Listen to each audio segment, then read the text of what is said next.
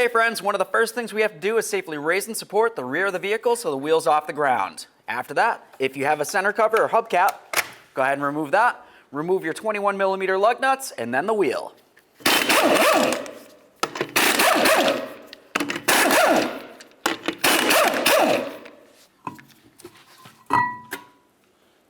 Now that we have that out of the way, we have a nice clear view of our brake drum right here. Now we need to remove this from this area, so we want to be very careful doing this. Ours is rusted on there. I'm just going to give it a loving bonk with the hammer to try to break it free.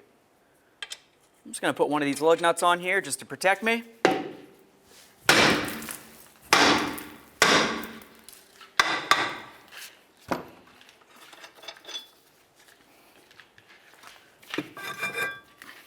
Remove your drum. The next thing I always like to do is remove the brake dust from this area. Let's just go ahead and use some parts cleaner with a nice collection receptacle under there. Just be careful because you don't want it blowing back at your face. Now that we have the drum off there, let's get along the back side here. You're going to be able to find your ABS wire that connects into the back side of the bearing. There's going to be a 10mm headed bolt. Let's go ahead and remove that bolt, and then we can remove the sensor from the back of the bearing.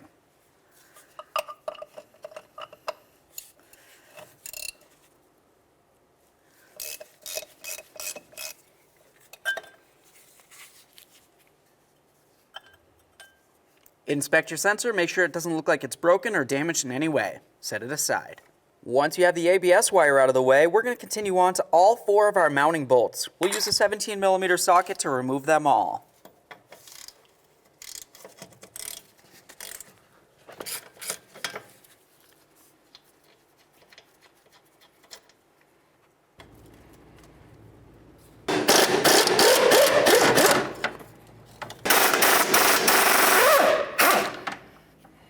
Okay, now we have all 4 of our mounting bolts out of here. The next thing that I always like to do is just use a hammer on the forward side here. We're going to give the bearing a couple loving bonks.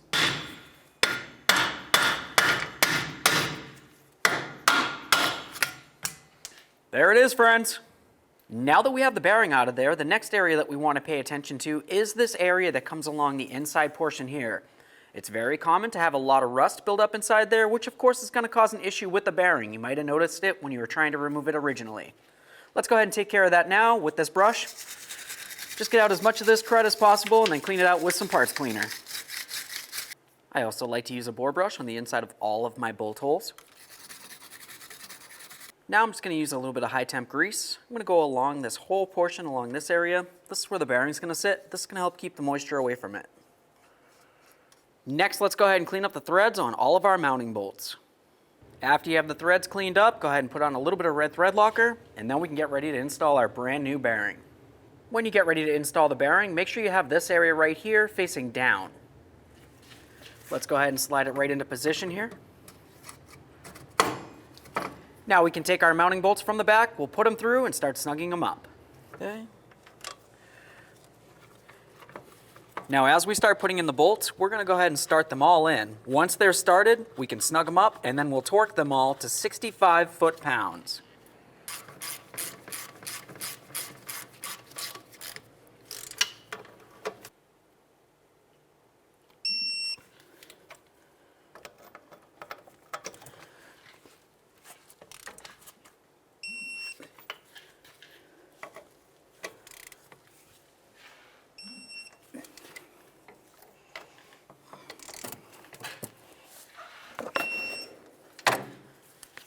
Once you have all that torqued down, let's continue on with our ABS sensor here. Make sure it's clean and free of any debris.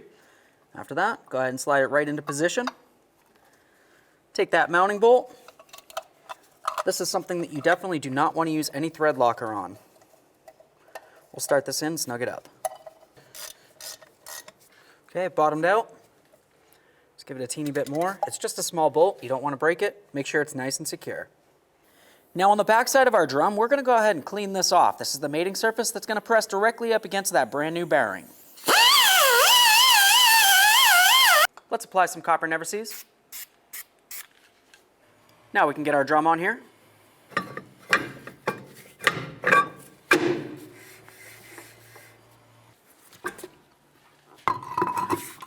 Let's go ahead and get our wheel on here. We'll snug up all of our lug nuts.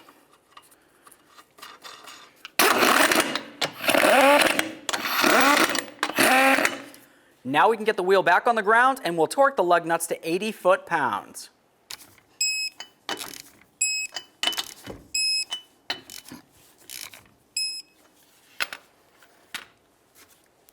If you have a hubcap, go ahead and put that on. You want to make sure you line up your valve stem hole with the valve stem on your wheel.